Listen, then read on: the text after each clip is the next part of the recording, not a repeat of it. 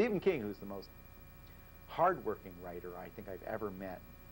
I was at a writer's conference with him once, and he was talking about, you know, it takes about, I think he said 3 to 4 months to write a book. You know, oh, gasps up and down, you know, from all the novelists who write a book every 2 or 3 years. And Stephen said, I'm sorry, if you can't write a book in 3 or 4 months, you're not working very hard. Good for him. It was wonderful to hear. So, was there anything in your background that made having sort of a Sunday pulpit appealing to you? She says, having done some homework. Yeah. Why, it's interesting you should ask that question, Barbara. Yeah, my family. I grew up in a funny, humor-oriented family. Both my parents were kind of the ideal parents to have if you're going to be a humor columnist, even if I didn't know it at the time. My dad was a Presbyterian minister, but he didn't have a church. He was basically a social worker in New York City, and was a funny guy, and he loved humor writing. He loved Robert Benchley. He loved who became my idol. Mine too. When I was a kid, I now have a big collection of Robert Benchley books. But when I was a kid, when I first started reading them, my dad had a bunch of the books that I have. I started reading these little essays, and I thought they were wonderful. That, and, you know, a grown-up could write that way. You know, and it was just silly, and just would take a left turn and just go off, and I just loved that freedom, and that was so much funnier to me than what was being presented to me by teachers at school as humor, you know, which never struck me as all that funny. And then my mother was just an incredibly funny person, and with a real dark edge to her humor. I mean, she was a troubled person in a lot of ways, but wow, is she funny. She would make jokes about everything, and when I was a kid, I just took it for granted that's the way grown-ups were, and I later realized how unusual both my parents were, but especially my mother in her sense of humor. My sense of humor is pretty much exactly hers, you know, transformed into a male person living later in life, you know, and having grown up as a baby boomer. But what I think is funny is the kind of thing she thought was funny. So. Do you think that yours has this dark edge? Well, I think all humor, you know, you have to see.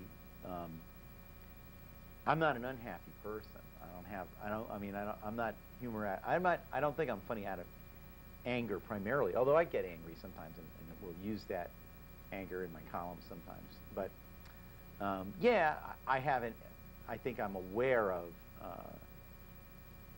the fact that a lot of what we find funny, that we laugh at, we're laughing at because we're just really terrified of one step away from it. Like, we make a lot of jokes about airlines flying because we're really afraid that we're going to die when we get on a plane, and that makes it just a little, you have two reactions. One is to become terrified and depressed, and the other is to laugh. And I think basically laughter is, not to get too heavy with it, but my theory of the whole reason that we have a sense of humor as a species, and no other species does, is we're the only species that realizes, at some point, that we live in a really terrifying, irrational, dangerous world, and we're going to die. There's really not a lot of good, and so there are two responses to that are religion and humor, and I think they're both legitimate responses, and most of us have both of them, some kind of mixture. But the humor component, I think, is really important. And when I meet people who have no sense of humor, who just can't laugh at anything, who take everything seriously, and believe me, I meet them all the time and hear from them all the time, because my job is to write humor, and so I offend them all the time. I feel sorry for them. I don't understand what it would be like to go through your day, to go through your life, and react to everything that happens by being upset or traumatized or morose or somber. To me, it's almost like a mental illness. I don't think, when you say somebody has a good sense of humor, I don't think of that as like a little add-on, like, person has a perky smile. I think it's like a really fundamental component of our psyche, and I feel sorry for people who don't have it. Well, I'll shut up now and you can talk. I'm here just to teach you lines, but I was thinking how fortunate you were that you had, since you've mentioned religion and humor, that your parents kind of armed you with both of these things, to get going. My mother is, whom you will have the pleasure of meeting briefly this afternoon, is a real smart mouth, and I think that she taught me. I've had some life experiences where without humor I probably wouldn't still be sitting here talking to you, and I do think that laughing rather, it's not Reedy Pagliacci, not all the way. No. But I was also thinking about our friend Carl, who I think has a much more satiric edge. He's got a lot of anger behind his humor, and I think of him as Swift. You know, Jonathan Swift writing Gulliver, who is not a children's fabulist at all. I mean, he's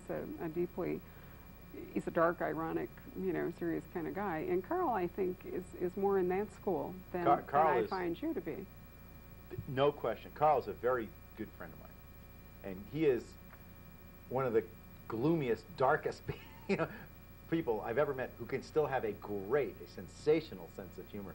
But Carl, I mean, the world is going to hell as far as Carl's concerned. He's got a real crusader element to him. And he doesn't like it. I mean, he doesn't like what's happened to Florida. He doesn't like, and he's just not afraid of anybody or anything. And that's what gives his books this power. You know, there's so much. He's so angry. It's especially the people he views as having raped his state that he loves. You know. I think they're fueled by outrage.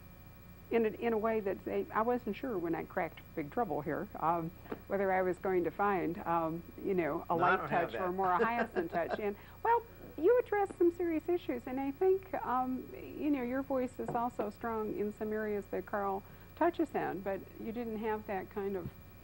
Carl once said a great thing, which I often quote. I quote it to my crime fiction classes at the university, too, and Carl said that a book, his kind of book, is a way for people to face their alligators. You know, if they snap at your feet in the book, you won't be so frightened of them when, you know, when you meet them on shore, so to speak. And I do think that's true. I think that's why it's a way for people to face their toads. The enemy toad. I knew we'd get back to it.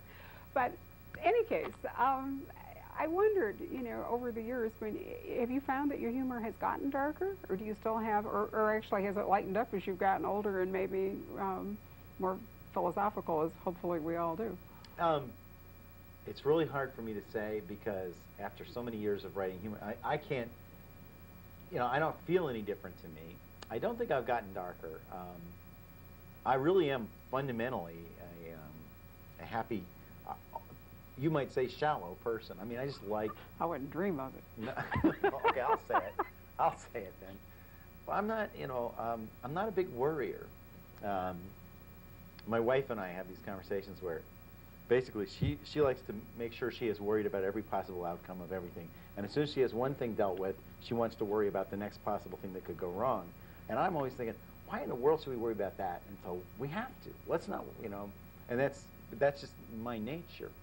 And so I find the world, you know, incredibly horrible, scary incompetence amusing.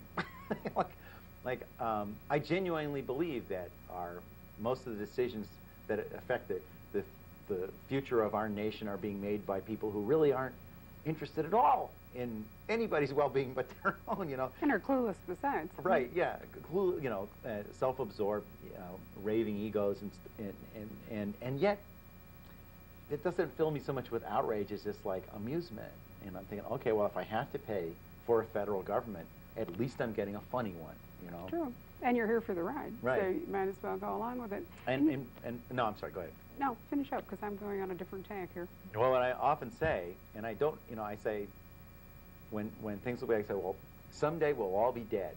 And some people find that horrifying, and I always find it really reassuring somehow. So whatever that says about my psyche, there it is. Well, I'm one who'd rather fly than drive, and the theory that, you know, if it all goes wrong, the odds are I won't come away in disassembled parts. No, you'll never know. Well, you'll know, but then you won't know. But, well, won't dwell on that. But what I was going to ask you is humor. You're perhaps most famous for your humor, well, until, of course, the publication of Big Trouble. Most famous for your humor columns, and yet you've won a Pulitzer Prize, and as I recall, the subject of your Pulitzer Prize winning column was not humorous. Well, actually, one of them was not. Oh, I beg your pardon. I was fastening upon... No, yeah.